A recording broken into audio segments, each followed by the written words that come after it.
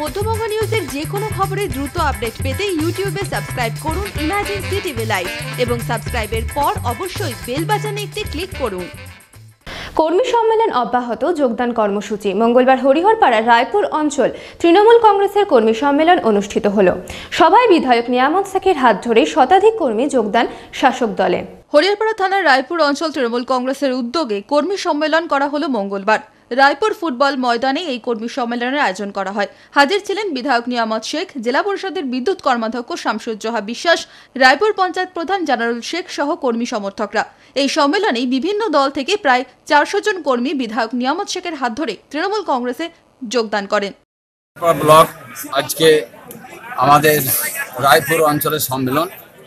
আমাদের এই প্রত্যেকটা বুথে আমাদের যারা কর্মী রয়েছেন, আমার অঞ্চলে যারা কর্মী রয়েছেন, নেতৃত্ব আছে, সকলকে নিয়ে আমাদের দলের শক্তিশালী করার জন্য আমরা এই কর্মী সম্মেলন করেছি।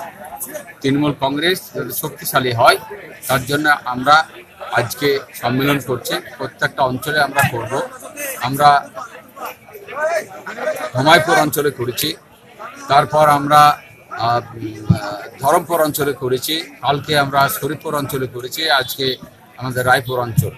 এরকম করে সমস্ত অঞ্চলগুলোই আমার যেটা 12টা অঞ্চল আছে, 12টা অঞ্চলেই আমরা এইভাবে সম্মেলন করব কর্মীদেরকে নিয়ে। যারা আমাদের প্রত্যেকটা বুথের দায়িত্ব নিয়ে যারা থাকে তাদেরকে নিয়ে আমরা এই সম্মেলনটা করছি। তারা সংগঠনের মূল হোতা, তারা যে সংগঠনটা ওরা করে তাদেরকে আমরা প্রাধান্য দেওয়ার জন্য, তাদেরকে সম্মান দেওয়ার জন্য এবং তাদেরকে দায়িত্ব দেওয়ার জন্য আমরা প্রত্যেকটা বুথকে নিয়ে আমরা সম্মেলন করছি।